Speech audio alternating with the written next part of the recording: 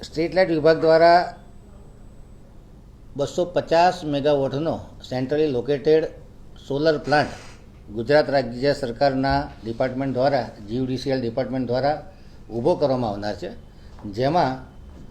250 મેગાવોટમાંથી 8 અલગ અલગ મહાનગરપાલિકાઓને એનો હિસ્સો આપવામાં આવ્યો છે અને વડોદરાના ભાગે 45 મેગાવોટ અને 45 મેગાવોટને લગતું સંલગ્ન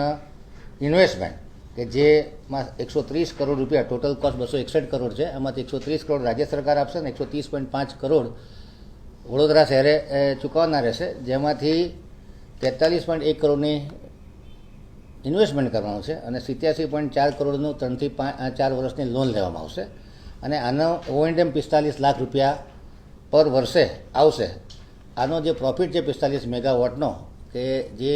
લાઇટ બિલ એડજસ્ટ થશે એમાં લગભગ વાર્ષિક 42 કરોડ રૂપિયાનો બચત થાય એ પ્રકારની પ્રપોઝલ છે. ગુજરાત રાજ્ય સરકારના જીયુડીસીએલ દ્વારા આ પ્રપોઝલ મોકલવામાં આવી છે. તમામ 8 મહાનગરપાલિકામાં આ પ્રપોઝલ લાગુ કરતા કહેવાય કે વડોદરા શહેરનો નેટ ઝીરો 2070 સુધીમાં બનાવો છે એ દિશામાં ખૂબ અસરકારક પગલું હશે અને લાઇટ બિલમાં પણ બચત થશે.